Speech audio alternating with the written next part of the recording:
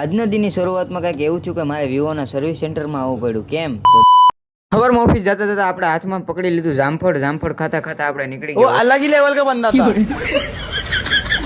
ઓફિસે પછી પરાણે આપણે કરી લીધું થોડું કામ.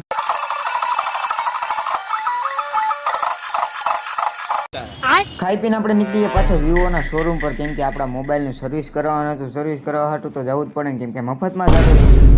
अभी मैं गाली नहीं दे सकता. नहीं गाली नहीं देना. अब फैमिली देखती है. વાળ તો તમને ઉડતા દેખાતા છે પણ નકરી લૂડ લાગે. इसका कारण नरेंद्र. પછી ભૂગીને ત્યાં જોયું તો ત્યાં તો લિફ્ટ હતી. એકચ્યુઅલી આપણે તો હેલ્થ કેર વાળા માણા, એટલે આપણે તો છે ને ભગવાનના દીધેલા બે પગથી જાઉં.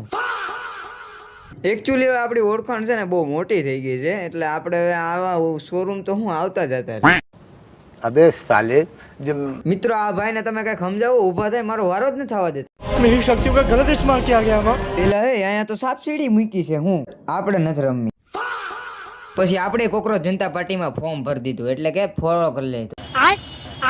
મિત્રો મફતનું ગ્લાસ અને મફતનું કવર લઈને આપણે ઘર બાજુ નીકળી ગયા ફટાફટ. પછી વિવાન દુકાન અલવિદા કહીને આપણે ઘર તરફ નીકળી ગયા ફટાફટ.